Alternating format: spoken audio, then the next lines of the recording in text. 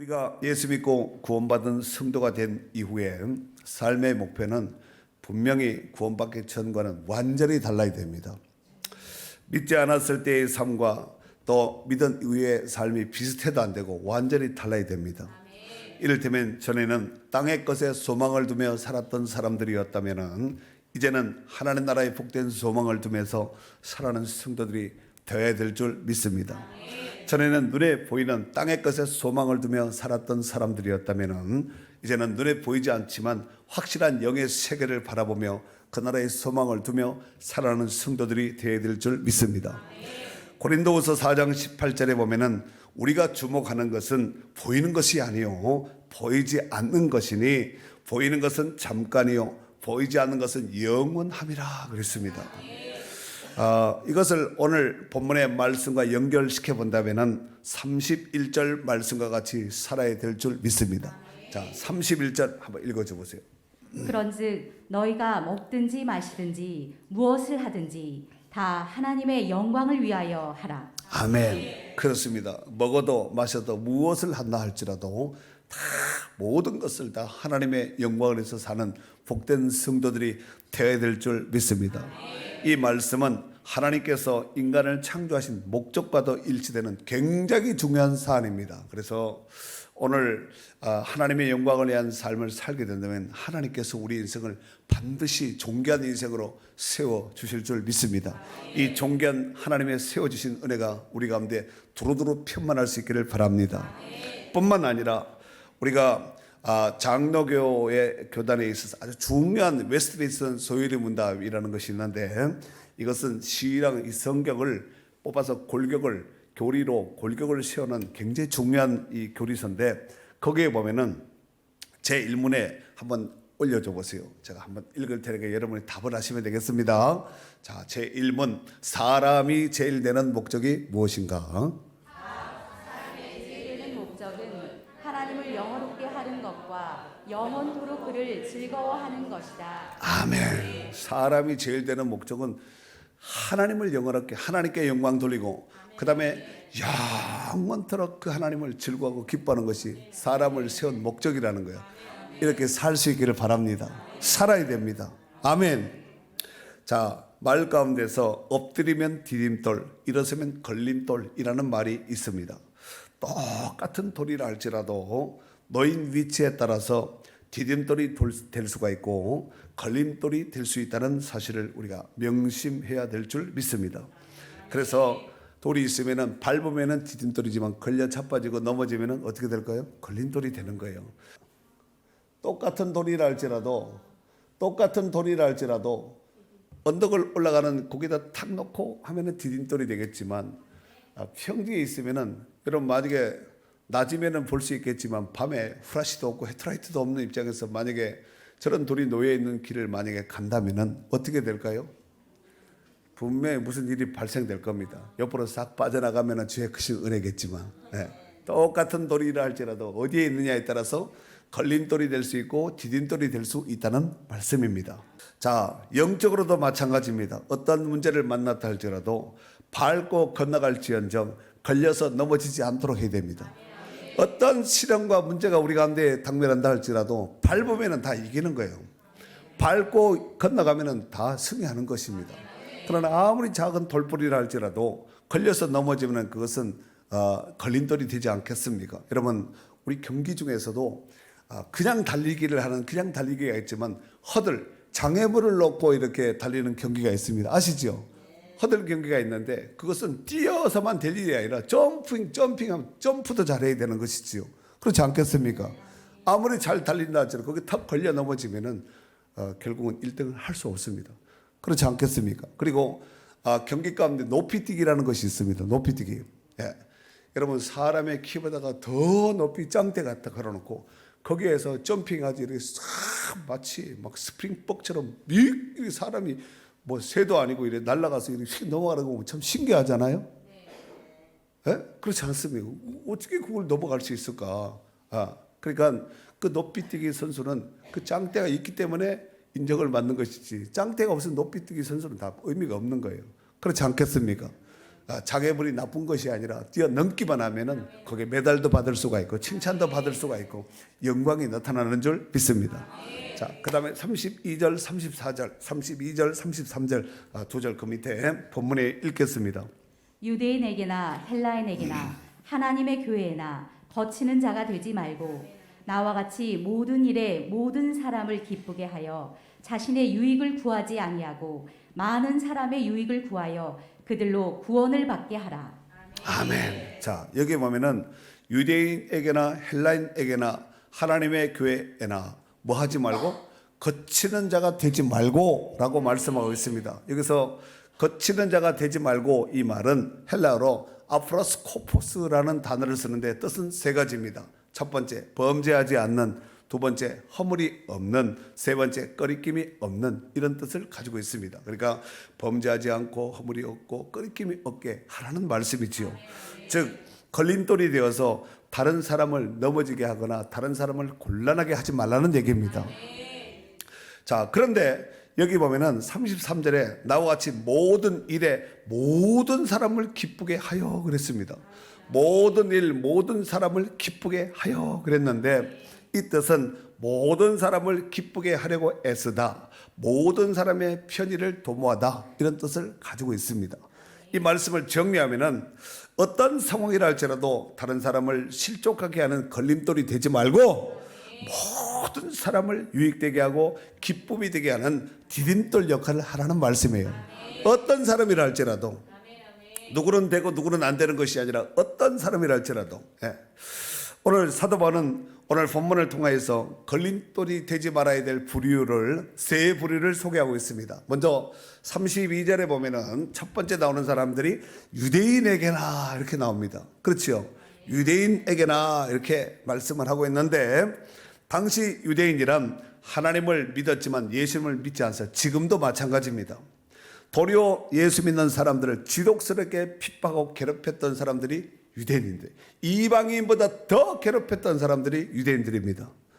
비록 그들이 믿는 성도들을 핍박하고 어려움을 또 주고 가한 것은 사실이지만 그들을 원수같이 여길 것이 아니라 그들도 구원받아야 될 대상이므로 그들도 넘어지게 하면 안 된다는 거예요. 그들에게도 거치는 돌이 되면 안 된다고 지금 말씀하고 있는 것입니다. 자, 두 번째 대상이 누구냐면은 헬라인에게나 그렇습니다. 유대인에게나 헬라인에게 나오는데 사도 바울은 유대인들 외에는 모든 이방인들을 헬라인으로 이제 자주 이렇게 명칭을 붙였습니다. 즉 다른 말로 말하면은 불신자들, 이방인들, 불신자들 이렇게 지칭할 수가 있는데 그들이 지금은 불신자지만 미래의 거시적인 안목으로 봤을 때는 잠정적인 성도들입니다. 지금은 믿지 않는 불신자지만 장래를 보았을 때는 잠정적 예수 믿는 크리스천이 될 수 있는 이런 존재가 아니겠습니까? 그래서 우리도 전에는 다 예수 믿지 않았을 때는 다 불신자들이었습니다. 믿는 사람들의 관점으로 봤을 때는 다 불신자였죠. 그런데 어느 순간 하나님의 때 하나님의 부르심 콜링이 있음으로 인해서 결국은 우리가 그 부르심 가운데서 하나님의 자녀 하나님의 백성이 된 줄 믿습니다. 자, 특별히 불신자들의 특징은 먼저 예수를 믿는 사람들을 통해서 교회를 이해하고 하나님을 이해합니다. 예수 믿는 사람들을 보면서 교회가 이런 곳이구나, 하나님이 이런 분이구나 하는 것을 이해한다는 거예요. 그러므로 믿는 성도들의 말과 행실과 삶의 실천의 모습이 정말 중요하다는 것을 알 수가 있습니다. 자칫 잘못하면은 우리의 과와 우리의 실수로 인해서 그들이 하나님께 나옴에 있어서 걸림돌이 될 수 있다는 말씀입니다. 어떤 사람이 어느 교회에서 이제 새신자 초청 주일날 우리 교회 한번 가자고 하도 치욕스럽게 권유해서 한번 나가줄게. 그래서 이제 간 거예요.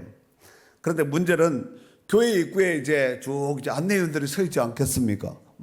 어서 오시라요. 이러면서 이제 환영하지요. 그런데 교회 입구에 낯익은 사람이 있는 거예요. 그래서 인사를 하고 명찰을 달고 있길래 가까이 봤더니 장로 아무개 이렇게 써 있는 거예요. 자, 근데 문제는 그 사람이 직장 내에서 아랫 사람을 그렇게 괴롭히고 힘들어했던 그 사람이 바로 장로라는 게 교회 보니까 직장에서 몰랐는데 그 사람은 다시는 교회를 나가지 않기로 굳게 다짐을 했다는 거예요. 그 인간 꼴 보기 싫어가지고. 여러분 이거 잘 듣고 잘 가슴에 새겨놔야 됩니다. 내가 거친 돌이 되고 내가 그들이 하나님께로 다가오는 길에 있어서 길목을 막고 바리케이트를 치는 이런 사람이 될 수 있다는 거예요. 이게 교회 안에서뿐만 아니라 교회 바깥에서 삶이 그렇게 중요하다는 말씀이에요. 마태복음 23장 13절에 보면은 화 있을진저 웰시가는 서기관들과 바리새인들이여 너희는 천국 문을 사람들 앞에서 닫고 너희도 들어가지도 않고 들어가려고 하는 자도 들어가지 못하게 하는도다. 쥐도 안 들어가고 남도 못 들어가게 하고. 이 바리케이트 거친 돌입니다. 이렇게 되면 된다는 얘기 안 된다는 얘기예요. 정말 조심하셔야 됩니다. 교회 안에서는 다 천사같이 말도 조심하고 교회 안에서 욕한 사람 없잖아요. 예? 교회 안에서 막 이렇게 욕하시는 분 없잖아요. 근데 나가면은 이게 막 터져버려요. 막 이렇게 뱀 지나간 소리 하거든요. 슥슥 하고 그러는데 정말 조심해야 되거든요. 이렇게 대화 중에서도 지나가다가 쓱 보고 저 사람 평화교회 집사님인데 하고 보면서 지나가거든요. 나는 몰라도 차 타고 지나가고 멀리서 바라볼 수도 있는 거예요. 그렇지 않겠습니까? 그래서 우리의 행동거지가 정말 조심스럽게 정말 우리가 경거망동하게 하지 않도록 해야 된다는 말씀이에요.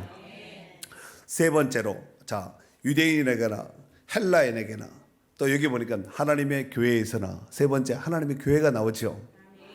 교회는 여러 계층의 다양한 사람들이 모여서 같이 신앙생활을 하고 있습니다. 남녀노소 빈부귀천 지위와 지식 유무 등의 다양한 사람들이 모여서 공동체를 이루고 있는 것이 교회입니다. 사도 바울은 그 중에서 어떤 누구에게든지 걸림돌이 되지 말라는 거예요. 그 이유는 그들 모두가 다 하나님의 각자 나름대로 하나님의 사랑받는 하나님의 자녀요 하나님의 권속이기 때문에 그렇습니다. 이러보건대 사도 바울의 삶은 다른 사람들에게 걸림돌이 되지 않도록 정말 주의하고 조심하면서 살았다는 것을 알 수가 있고 좀 더 적극적으로는 다른 사람들에게 유익을 구하는 이타적인 삶을 살았다 해도 과언이 아닐 줄로 생각이 됩니다. 오늘 본문은 31절에서 33절 가운데 있지만 그 위에 24절에 보면은 사도 바울이 이런 말을 하지요. 누구든지 자기의 유익을 구하지 말고 남의 유익을 구하라 그랬어요. 자기의 유익을 구하지 말고 다른 사람의 유익을 구하라는 말씀입니다. 이런 인간, 이런 사람들만 있는 공동체는 얼마나 좋겠어요. 막 좀 더 기득권을 잡고 내 것 안 빼앗기려고 손해 안 보려고 하다 보니까 문제가 생기는 것이지. 다 가져가. 돈도 가져가. 뭐 이런 사람은 없겠지만 뭐 편한 대로 가져가시라고. 아브라함처럼 네가 좌하면 내가 우하고 네가 우하면 내가 좌하게. 앞에 가면 내가 뒤에 서겠다. 이렇게 좀 대승적인 이런 마음을 가지고 산다면 적이 없겠지요. 예? 그런데 하나 더 잡으려고 눈금재 가지고 1mm 요거 그래 살아가지고 얼마나 오래 살겠다고 얼마나 잘 먹고 잘 살겠다 그렇게 하면 안 됩니다. 하면은 필요한 대로 가져가시라고 하면 얼마나 좋겠어요. 그러니까 입이라도 좀 아멘 해봐요. 그래야지 하나님이 이루어지시지. 자, 그런데 성경 안에 보면은 사도 바울이 이런 이타적 남을 위한 삶, 이타적인 삶을 살았음을 잘 보여주는 좋은 사례가 있습니다. 그것은 바로 먹는 음식에 관한 부분을 언급할 때 이제 그 내용이 나오는데 성경에 이것저것 우리가 이제 성경을 쭉 사도 바울이니까 구약을 봐야 될까요? 신약을 봐야 될까요? 그 중에서 뭘 봐야 될까요? 복음서를 봐야 될까요? 서신서를 봐야 될까요? 서신서를 봐야 되겠죠. 자, 그런데 사도 바울의 삶 가운데서 또 신앙 가운데 이것저것을 우리가 살펴볼 때 사도 바울은 육고기를 먹었던 사람인 것 같습니까? 안 먹었던 사람인 것 같습니까? 먹었던 사람이죠. 먹었던 사람인데 문제는 이 고린도 지역의 육고기의 유통 과정이 이제 좀 특이한데 이 고린도 지역의 육고기는 고린도가 큰 도시입니다. 항구 도시인데 먼저 이 고린도 지역 내에 신이 있습니다. 그 신 이름이 여신 이름인데 아프로디테라는 이 여신이 있습니다. 지금도 그 언덕 큰 언덕에 그 신전이 있는데 이 아프로디테 여신의 우상에게 먼저 고기를 갖다가 제물로 바친 다음에 그것을 이제 유통을 하는데 그 고기가 적으면 유통이 안 되겠지요. 엄청난 것을 갖다 바치니까 이게 그 안에서 수용이 안 되니까 결국은 육고기를 좀 지혜롭게 하자. 시장에 몰래 이렇게 유통을 시켜버린 거예요. 문제는 시장 내에 유통되어 있는 많은 고기들 중에서 어느 것이 우상 앞에 갖다 바친 제물이었고 어느 것이 안 바친 도축장에서 팔아온 이런 고기인지 일반인들이 알 수 있을까요, 없을까요? 그게 뭐 고기 나는 제물로 갖다 온 고기야 이렇게 있는 것도 아니고 그렇잖아요. 뭐 도축장 출신이야 이렇게 고기가 말하는 것도 아니고 주인은 알겠죠. 그 루트를 알지 않겠습니까? 그로 인해서 고기를 좋아하는 성도들이 고기를 사 먹기 위해서 이제 우리식으로 정육점을 갈 거 아니에요. 가는데 이걸 가서 물어볼 수도 없잖아요. 이거 만약에 믿는 성도가 와서 근데 주인한테 고기 좀 사러 왔다. 예를 들어서 소고기 10건만 달라 했는데 그런데 이 고기 도축장에서 온 거예요. 저쪽 우상한 신전에 갖다 바쳤다가 온 거예요. 딱 물어본 것은 주인이 이제 지혜로운 사람이라면 이거 믿는 성도인가 보네. 도축장에서 왔지요. 이렇게 말하지 않겠습니까? 그렇게 말하겠어요, 안 하겠어요? 그때 지혜롭지 뭐 이 우상한테 바쳤던 고기인데 살 거야, 안 살 거야? 이렇게 묻는 주인은 없을 거 아니에요. 그래서 주인에게 이게 자꾸 물어본다는 것도 사실 좀 그렇잖아요. 주인도 기분 나쁠 수가 있으니까. 그래서 사도 바울은 이와 같이 권면하지요. 그 앞에 25절에 보면은 이런 말씀이 있습니다. 무릇 시장에서 파는 것은 양심을 위하여 묻지 말고 먹으라. 양심을 해서 묻지 말라는 거예요. 그 주인한테 일일이 보면 주인이 어떻게 다 알겠어요. 그런데 아까 사도 바울은 자기를 위한 삶이 아니라 이타적인 남의 유익을 위하여 살라 이렇게 말씀했죠.